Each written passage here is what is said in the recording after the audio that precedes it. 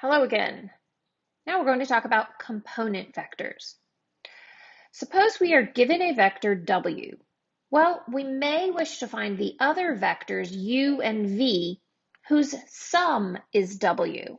So what that says is we have some u plus some v, and it equals a resultant w. So we may know the resultant and we want to find that actual sum.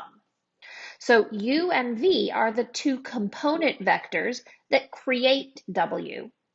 All right, so the process of determining those two original vectors that created the resultant is called resolving the vector into its components, or representing the vector into its components.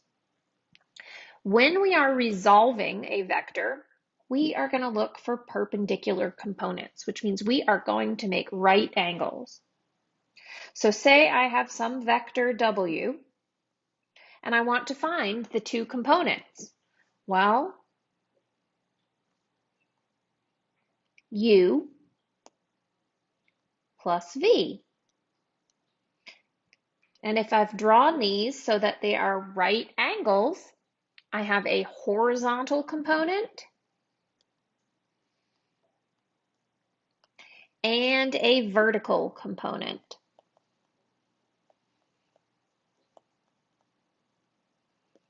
And now we can use right triangle trig, SOHCAHTOA, and the Pythagorean theorem.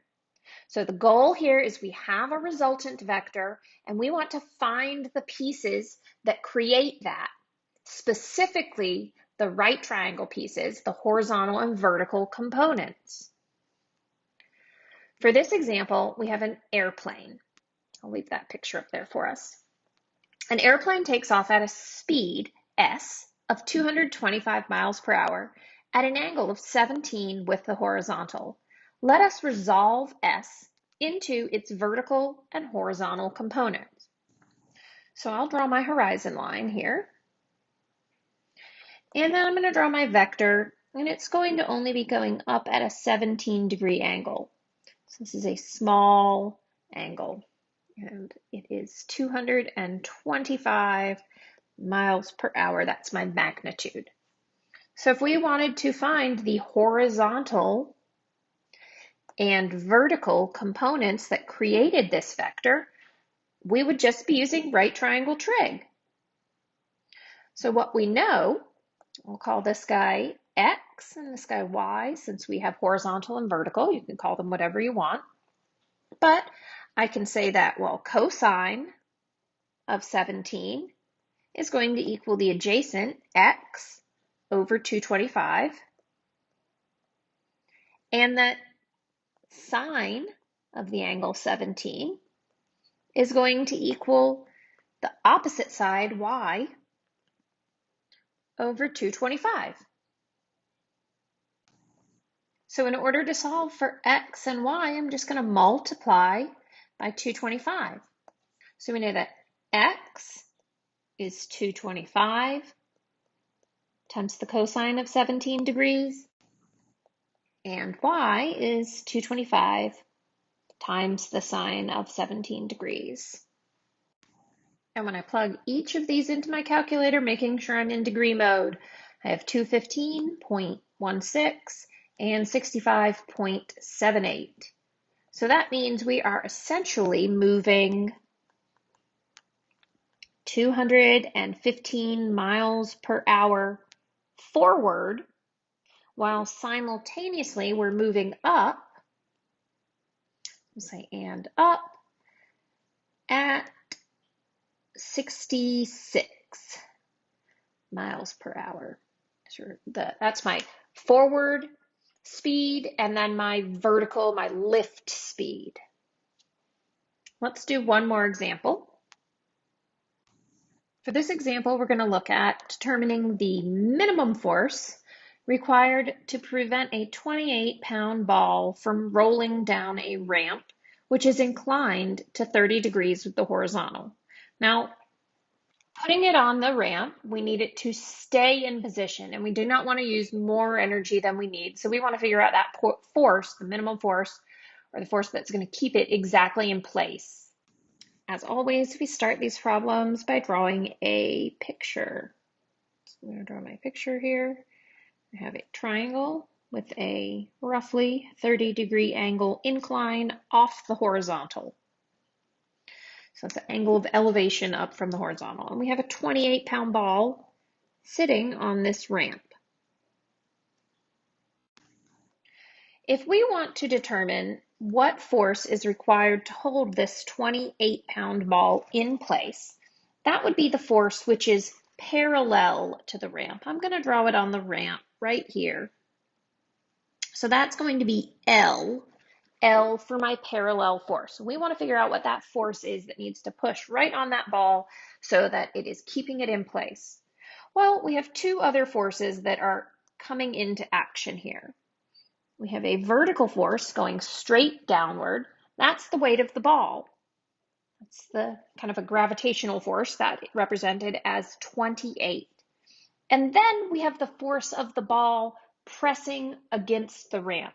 So that's going to be my perpendicular force. I'll call that R.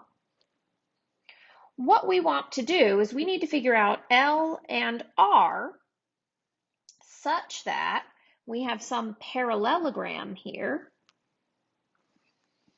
and we can resolve this into horizontal and vertical components. That's all we're doing. So just to refresh what I said, that 28-pound ball, if we want to keep it from rolling down the ramp, that is the parallel force. So you can see parallel and perpendicular, that is a right angle, which means all of these are right angle. We have a rectangle and the diagonal here. More or less, we have a rectangle with some diagonal going straight down like this. So we know 28. We do not know R, the perpendicular force, or L, the parallel force. All we know is that side. How can we find R or L? Looks like we need an angle. Fortunately, we have this 30-degree angle right here. This 30-degree angle means that this angle is 60, and this angle between R and the resultant is 30. So we know this guy is 30 degrees. And now we can solve with right triangle trig. In this case, we're really only interested in L, but I'm going to find the parallel and the perpendicular force. L is opposite that 30 degrees, so we'll say that sine of 30 equals opposite L over 28. And R is adjacent, so cosine of 30 equals R over 28. And these give us two nice easy problems. The parallel force is going to be 28 sine 30. The perpendicular force, if you were asked for that, would be 28 cosine 30. 28 sine 30 is 14. That was measured in pounds. So we'll say a 14-pound force is required to keep it from rolling down that ramp. And in case you were interested, 28 cosine 30 gives us roughly 24.2487. So the perpendicular force is close to the weight of the ball, 28. So there you have it. We have done two examples in this video where we resolved a vector into its components, horizontal and vertical, or parallel and perpendicular. As always, email me if you have any comments, questions, concerns.